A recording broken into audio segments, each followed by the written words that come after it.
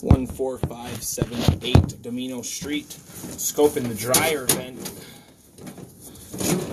And there's our outlet there. There's our flap.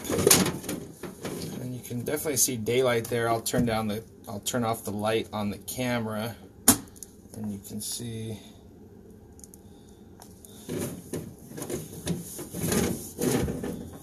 so definite daylight coming in there.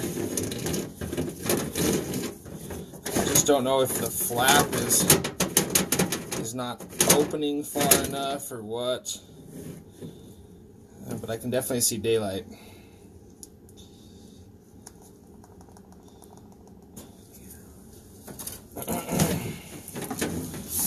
Not a very far run, only 10 foot or so.